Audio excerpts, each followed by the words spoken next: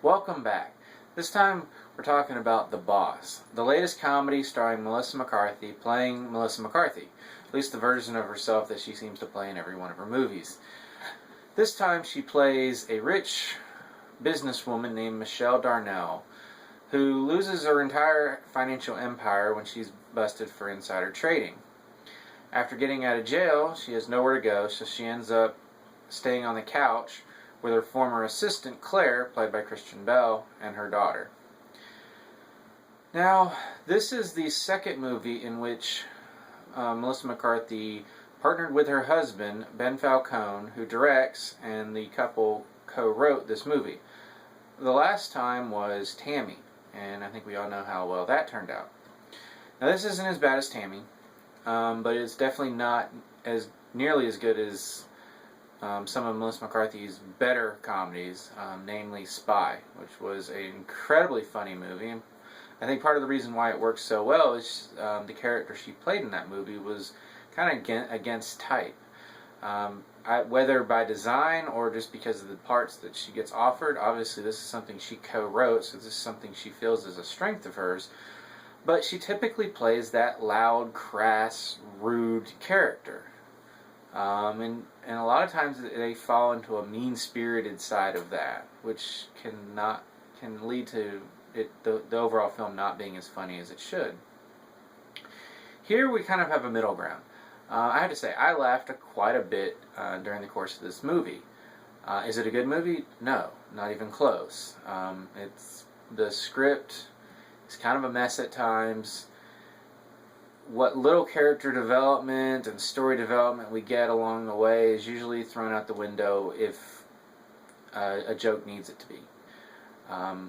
This is a film that values the one-line, one-moment joke over half a movie of character development, and that's something that really irks me in comedies personally. I like comedies that you get a feeling that they actually care about the characters and the story that they're telling.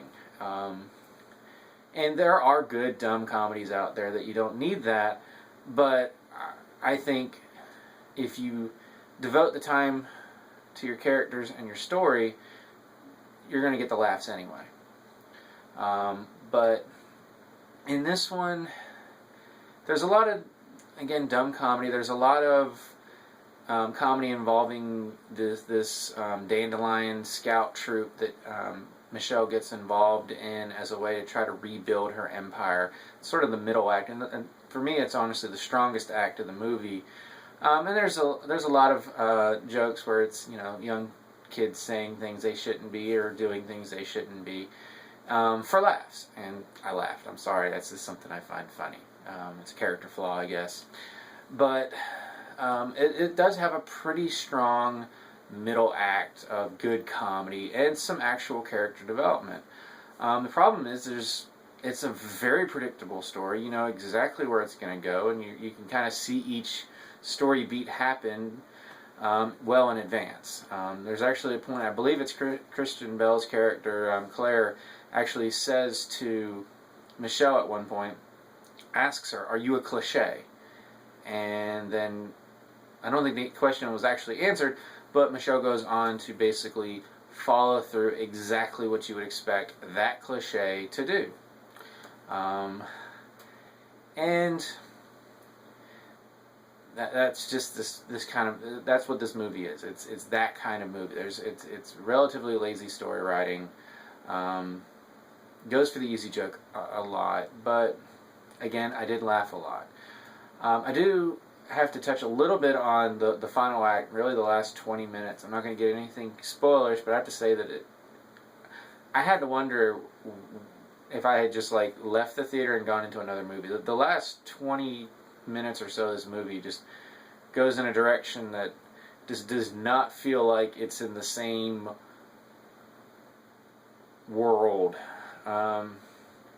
It's just very outlandish, and these characters that for the most part were relatively grounded. There was a couple things, if you've seen the trailer, the fight, the street fight involving the scout troops. That's not something that's going to happen in the real world, but it was it was sort of like, okay, let's take one step out of the real world and have this funny moment. That last 20 minutes, okay, we took a couple of giant leaps outside the real world here.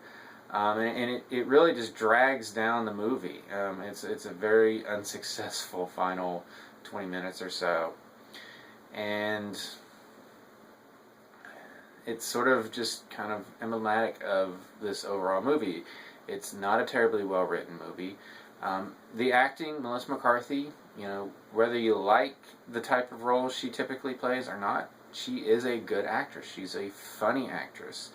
And once again, she's funny in this movie. The rest of the cast does a good job. They're just really not asked to do a whole lot. Kristen Bell is a good actress. I like her. I've liked her in most of the things I've seen her in. She's honestly not asked to do a whole lot, but she does what she was asked to do well enough. The children actors are good. Are good. The lead girl, I don't know her name, but her character's name is Rachel.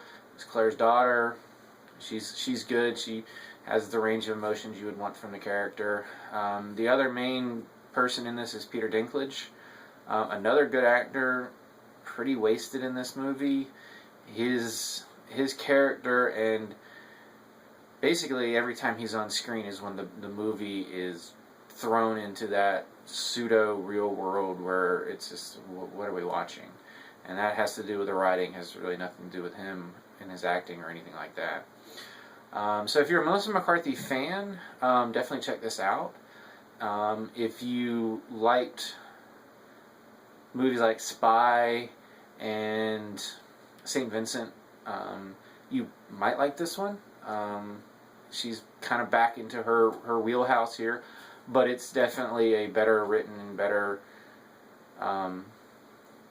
more funnier movie than St. Tammy or some of her less successful movies. So at this point in time, this is where I would normally do a ranking, but I will say, starting with this video, I'm doing away with rankings. This is something that I've never used in the 9+ years that I've done written reviews. Wasn't really a fan of it. I thought I should do it when I went into my going into video reviews, and I've frankly not enjoyed it. I don't like it. I stand by everything I say in my reviews. I stand by pretty much everything I've said in every written review I've done. Occasionally opinions can change, but I feel I can take any review and stand by it. Looking back over the few reviews I've done so far, I can't always stand by the ranking that I gave it, and sometimes it's because of time. Say like my Batman v Superman review, that was one where I did it literally less than an hour after I saw the movie. I stand by everything I said in that review. I still think it's a good movie. It's a movie I enjoyed. Would I still give it an A-? Probably not. More likely it'd be a B movie. Still a lot higher than pretty much everyone else out there for some reason, but that's what it is. But that's just something that I'm just not, I don't feel it, and I don't want to force it in these videos. So if you just noticed, I basically said who I think would enjoy it, and that's basically where I'm going to go going forward. I'm going to tell you what I like about it, what I didn't like about it, and who I think would enjoy it, if anybody, because there are those kind of movies. So, with that being said, hope you have a good weekend, and until next time, I'll see you at the movies.